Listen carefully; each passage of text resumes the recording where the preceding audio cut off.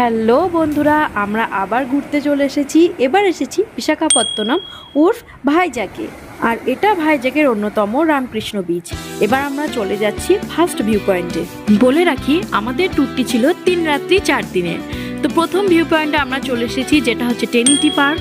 দেখুন পার্কটা কত সুন্দর, আমি যতটা সম্ভব পেরেছি ভিডিওতে আপনাদের সামনে তুলে ধরেছি। এখানে একটু স্টাইল করে ভিডিও না করলে হয়। আর এই যে ট্রিনিটি পার্কের নিচে ভিমিলি বিচ, এত সুন্দর একটা বিচ। আর দেখুন এর জলটা একদম নীল, পাহাড়ের পাশে সমুদ্র। এটা কিন্তু একমাত্র ভাইজ্যাকেই দেখতে পাওয়া যায়। আর এই জাহাজটা বাংলাদেশের জাহাজ, মাল বহন করতে এসে পাথরের চূড়ায় আটকে গেছিল এর বিশাল আয়তনের জন্য। এটাই পর্যটকদের মেন আকর্ষণ। স্পেশালি এটা দেখতে অনেকে এখানে আসে। এই মোটা মোটা পাথরের জন্যই কিন্তু এখানে স্নান করা অ্যালাউ নেই। তো এখানে ঘুরতে এলে এই ভিমিলি বিচটা কিন্তু একদমই মিস করবে না। এবার আমরা চলে এসেছি কৈলাসগিরি পর্বতে। এই যে শিব পার্বতীর জড়ি আপনারা দেখতেই পাচ্ছেন, পার্কটাও খুব সুন্দর। এই কৈলাসগিরির পার্কটির মেন আকর্ষণই হচ্ছে ঠাকুর শিব পার্বতী। এবার আমরা থার্ড ভিউ পয়েন্টে যাব। আর যাওয়ার পথে ভিউটা এত সুন্দর, জাস্ট অসাধারণ, দেখে না মন প্রাণ জুড়িয়ে যায়। এবার কোথায় এসেছি বলো তো? রামানাইডু ফিল্ম স্টুডিওতে, যেখানে ফিল্মের শুটিং হয়। এটা কি বলতো? নকল জেল। ফিল্মে যে জেল নিয়ে যে শুটিংগুলো হয় বেসিক্যালি এখানেই হয়। আর এই যে ভেতর, এখানে একবার ঢুকে দেখি চলো। আসল তো কোনো দিন দেখিনি, এক্সপিরিয়েন্সও নেই, আর যেন কোনো দিন নাও হয় সেই দোয়াই করি।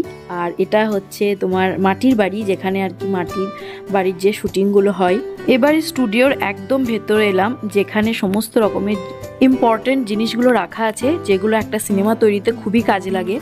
এগুলো আগে বেশি কাজে লাগতো, এখন অবশ্য অনেক অত্যাধুনিক জিনিসপত্র তৈরি হয়েছে, কিন্তু জিনিসগুলো দেখেই বোঝা যাচ্ছে যে এগুলো খুব দামি এবং খুবই গুরুত্বপূর্ণ ছিল তখনকার সময়ে। ভিমিলি বিচ দেখার পর এবার থোতলাকোন্ডা বিচ দেখতে চলে এসেছি।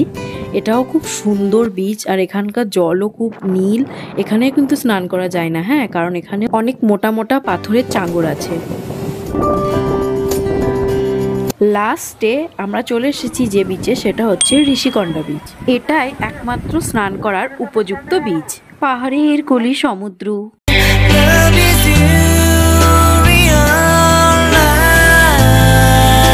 কিন্তু দুঃখের বিষয়, আমরা এখানে স্নান করতে পাইনি, কারণ অনেক বিকেল হয়ে গেছিল আর সবাইকে উঠে আসার জন্য সাইরেনও বাজাচ্ছিল।